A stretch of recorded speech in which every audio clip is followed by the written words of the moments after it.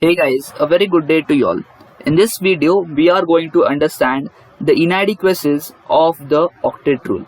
Now, before understanding the inadequacies, you must first know what is an octet rule. And if you do not know what is an octet rule, don't worry guys, I've already uploaded a separate video on this and the link of the video is given in the description box below, or you can simply click on the I button which is present on the right top corner of your screen. Okay. So let's start with this today's video. First of all, let us understand what is the meaning of the title, that is inadequacies of the octet rule.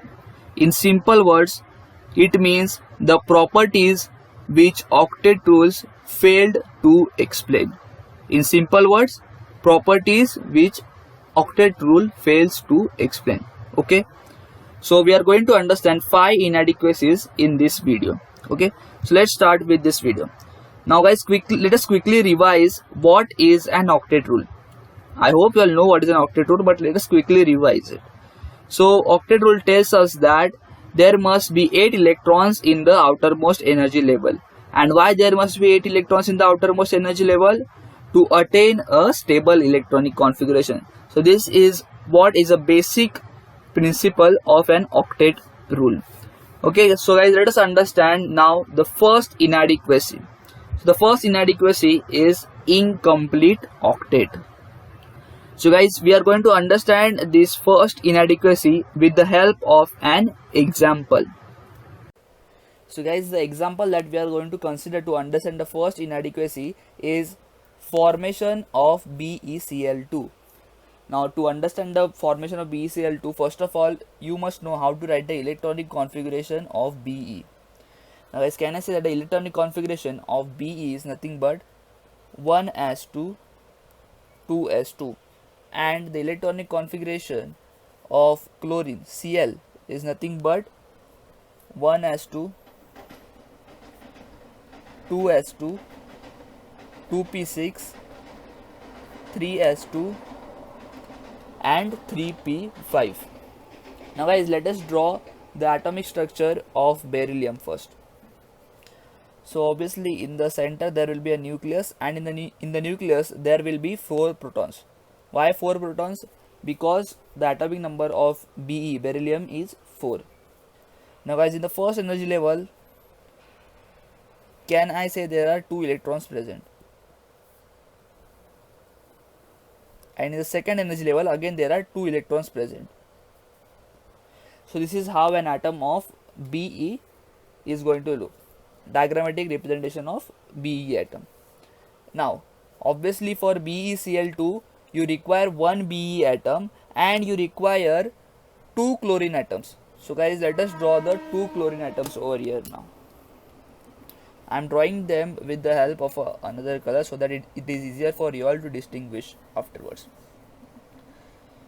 So guys, obviously in the nucleus again there will be 17 protons. Why 17 protons? Because the atomic number of chlorine is 17. In the first energy level, there are again 2 electrons present. Am I right? I will rather draw these electrons with the cross mark so that you all can distinguish between both these electrons. The electrons are same. Electrons are same in all atoms. Just I am representing them in another way. Okay. And in the second energy level, can you see over here guys, there are in the second energy level 2 plus 6, total 8 electrons present.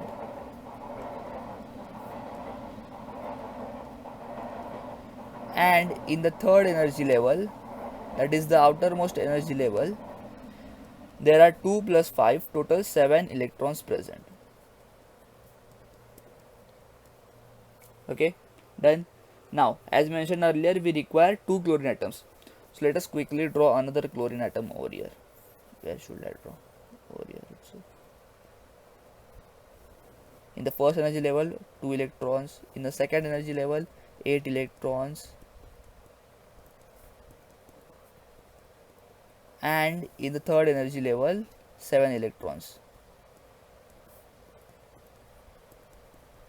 Now guys, what does octet rule tells us is that according to the octet rule tells us that in the outermost energy level of an atom there must be 8 electrons present. Why 8 electrons present? Because if there are 8 electrons present, then it will attain a stable electronic configuration. Okay, so to attain the stability in the outermost energy level there must be 8 electrons present. Now if you look at a beryllium atom, there are only 2 electrons present. So guys, can I say that this beryllium atom requires 6 more electrons? Okay,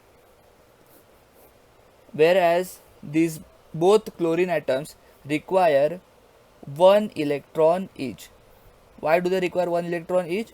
Because if they get one more electron in their outermost energy level, then their outermost energy level will contain 8 electrons and hence they will attain a stable electronic configuration.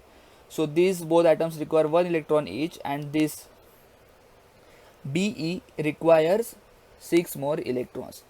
Okay, now let us draw the Lewis structure of Be atom. Now as we all know, in the Lewis structure we represent only the outermost energy level electrons. So in the outermost energy level of Be atom there are only 2 electrons that are present. So these are those 2 electrons that I am representing.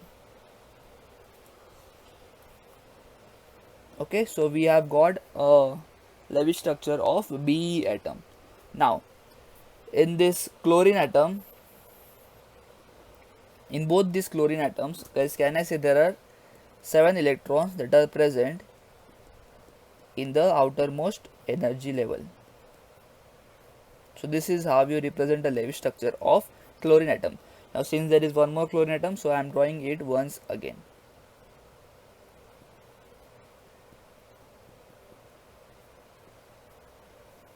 Done.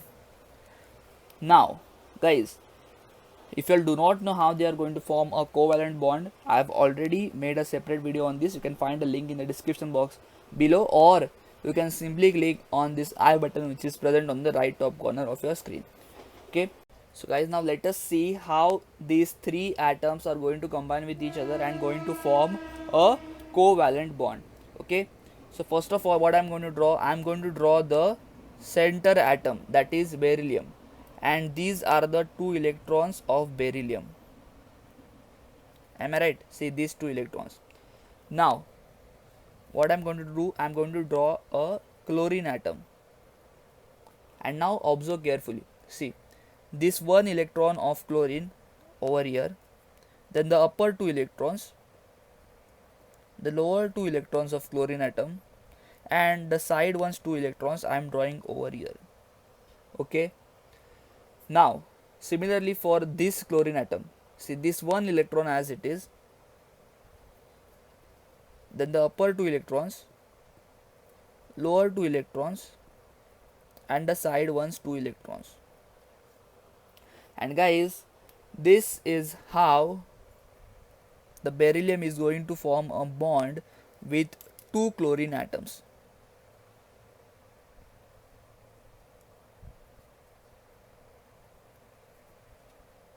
See guys, can you see over here there is an bond form, a covalent bond. The same bond is formed over here, where this beryllium atom is sharing these 2 electrons with this chlorine atom, and this beryllium atom is sharing these 2 electrons with this chlorine atom. Now guys, as we all know that this pair of electron, if I ask you all this pair of electrons belongs to whom, then an answer would obviously be this pair of electrons, that is these both electrons belong to both the chlorine atom as well as the beryllium atom. Okay, so if someone asks you this pair of electrons belong to whom, the chlorine atom or the beryllium atom, then obviously this pair of electrons belong to both beryllium atom as well as the chlorine atom. So as we all know, during the covalent bond there is a sharing of electrons that is going to take place. Now guys, can I say this chlorine atom now has 8 electrons in the outermost energy level. How 8 electrons? See 1, 2, 3, 4, 5, 6, 7, 8. As well as this chlorine atom also has 8 electrons in the outermost energy level. 1, 2, 3, 4, 5, 6, 7, 8. Okay, so both the chlorine atoms now have 8 electrons in the outermost energy level. And guys, can I say, since they have 8 electrons in the outermost energy level, their condition is satisfied according to the octet rule, and now they are both stable. But if you observe one thing over here, this beryllium atom has only 4 electrons in the outermost energy level. So according to the octet rule, this beryllium must be unstable. Am I right? This octet rule tells that you are stable only when you have 8 electrons in the outermost energy level. But here the beryllium has only 4 electrons in the outermost energy level. So this beryllium must be unstable. Am I right? So this is what the octet rule fails to explain. Another example, just like BeCl2 is of Bf3. You can try it on your own and comment below if you get an incomplete octet like beryllium. So here guys, can I say that the octet rule fails to explain the stability of molecules with central atom containing less than 8 electrons in the valence shell. Let me repeat once again. The octet rule fails to explain the stability of molecules like BeCl2 which contains less than 8 electrons in the valence shell, that is nothing but the outermost energy level. So guys, this is what is the meaning of the first inadequacy, that is incomplete octet. Now guys, the second inadequacy is the expanded octet. Again, we are going to understand this second inadequacy with the help of an example. So guys, we are going to understand the second inadequacy, that is expanded octet, with the help of an example of formation of PCl5. Now guys, what I'm going to do is that I'm going to directly draw the Lewis structures now, because I hope you all know how to draw the Lewis structures with the help of the previous example. Okay. Now, phosphorus contains 5 electrons in its outermost energy level. So these are those 5 electrons. And this is how a Lewis structure of phosphorus is going to look like. Now here, obviously for PCl5 you require 5 chlorine atoms. So guys, let us quickly draw the 5 chlorine atoms now. The Lewis structure of 5 chlorine atoms. So as we all know, in the outermost energy level of fluorine there are 7 electrons that are present. Am I right? So this is our one chlorine atom. Similarly, another chlorine atom. Then there will be another chlorine atom.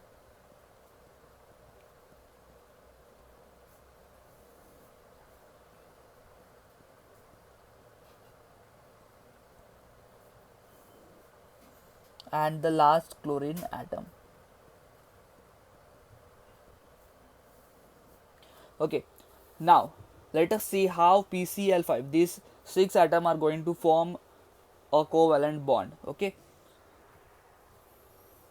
so obviously the center atom will be your phosphorus. This 1 electron of phosphorus, I am drawing the 5 electrons of phosphorus as it is.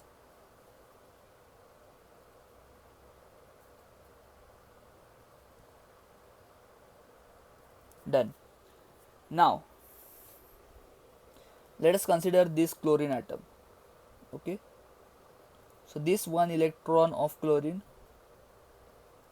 the upper 2 electrons, the lower 2 electrons, and the sideways 2 electrons.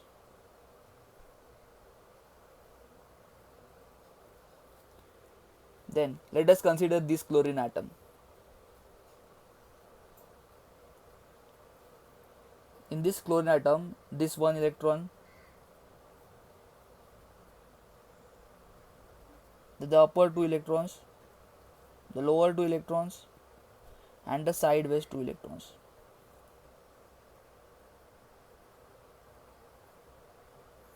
Done. Then let us consider this chlorine atom. Okay, so this 1 electron as it is, then the upper 2 electrons, the lower 2 electrons, and the sideways 2 electrons. Then if you consider this chlorine atom, this 1 electron over here, the upper 2 electrons, the lower 2 electrons, and the sideways 2 electrons. And the last chlorine atom, the 1 electron over here, the upper 2 electrons, and I am going to draw this side lower 2 electrons at the side, and these 2 sideways electrons.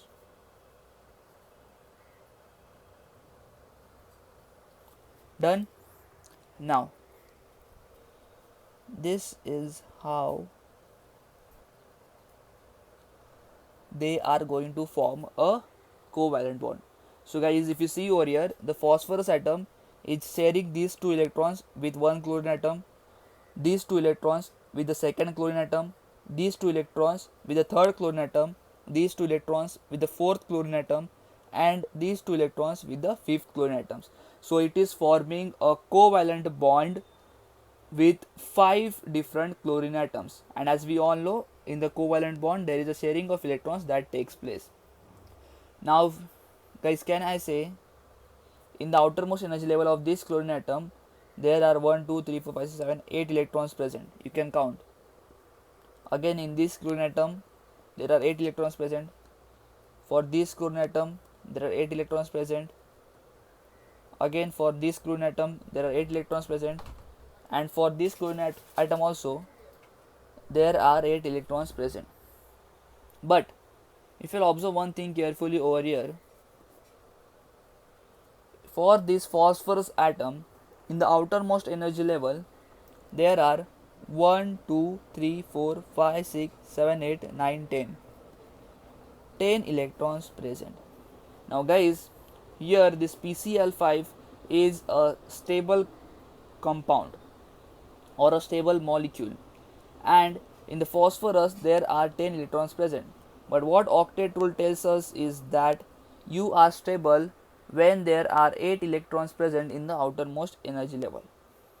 But here you can see there are 10 electrons present. So as can I say, since there are more electrons present in the octet, that is your outermost energy level, which contains 8 electrons, so there are more than 8 electrons, therefore we say it is nothing but an expanded octet. So guys, I hope you have understood what is an expanded octet over here. If you want to consider another example, the another example is of SF6. You can try this on your own and comment below whether you get the answer correctly or not. Here also you are going to get an expanded octet for this S atom, sulfur atom. Okay. The third inadequacy is odd electron molecules. Now what is the meaning of this? Let's understand. So guys, let us understand the third inadequacy, that is odd electron molecules, with the help of the example of NO compound, NO molecule, that is nothing but nitric oxide molecule.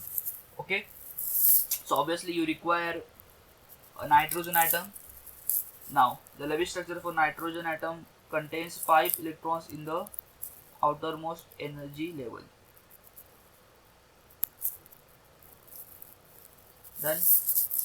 And you require one oxygen atom, and the oxygen atom obviously has 6 electrons in the outermost energy level. Now let us see how they are going to both form a covalent bond. So I am drawing this nitrogen as it is, see this 5 electrons as it is. Now guys, can I say this oxygen requires 2 more electrons so that it gets 8 electrons in its outermost energy level. So what is going to do, since it requires 2 more electrons, so it is going to contribute 2 electrons for forming a covalent bond. So these are those two electrons that are contributed by oxygen to form a covalent bond. And guys, these are the two bonds that are formed. And now the new structure looks something like this. Okay, now if someone asks you that how many electrons are present in the oxygen outermost energy level of oxygen atom, your answer would obviously be 8 electrons. Why 8 electrons? 1, 2, 3, 4, 5, 6, 7 and 8.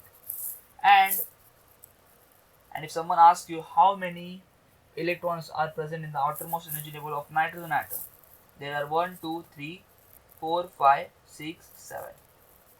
So guys, this 7 is nothing but your odd number. So how can there be odd number of electrons in the outermost energy level of any molecule of any atom? That was not being explained by the octet rule. Okay, so here the octet rule fails to explain the odd electron molecules. So this was your third inadequacy. And if you want another example, you can consider another example of NO2, that is nitrogen dioxide. Okay, so you can try it on your own and comment below if you get the correct answer. Now guys, the fourth inadequacy is shape and geometry of molecules. Now guys, there is no explanation as such for this, but you need to listen carefully now what I am going to say in next 1 minute. Okay, so guys, it was observed that each molecule has a specific characteristic shape as well as geometry, and octet rule fails to explain the observed shape and geometry. In simple words, octet rule was not able to explain the shape and geometry of molecules. Clear? I hope you have understood the fourth inadequacy as well. Now guys, the fifth inadequacy is difference in energy and reactivities of molecules. Now again, there is no explanation as such for this one, but in short, octet rule was not able to explain the difference in energy of the molecules, and it was not also able to explain the difference in the reactivities of the molecules. So guys, I hope you have liked this video, and if you like this video, then please don't forget to subscribe to our channel and go check out my channel where I have uploaded physics and chemistry videos. They might be helpful for you. And guys, thank you for watching this video.